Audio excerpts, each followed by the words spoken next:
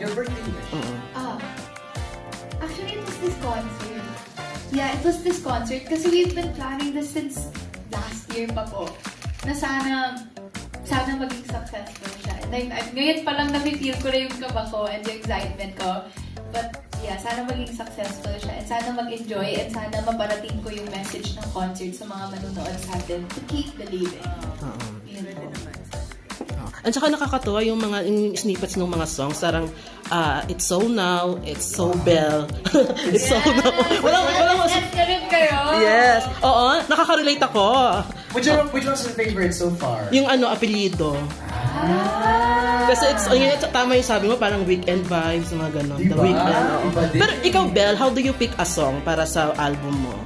Paano mo to for me po, whenever I pick a song, kasi I want to try something new. And what I've heard, and what we've heard po is something new to me na never ko pa na-explore. And in the process of doing the album, yun po yung trinay kong in-explore na what would my voice sound like if I sang this way? Ganon. And I found, pati nakita ko kasi yung puso ng writers po sa pagsusulat nila ng kanta. And yun talaga yung na-fall in love ako sa mga kanta na sinulat nila. Did you ask Donnie sa mga advices sa pagpili ng kanta? May ba siya? May contribution ba siya? Surprised din sa kanya yung song. Una-unahan. Yes. Hindi niya pa napapakinggan.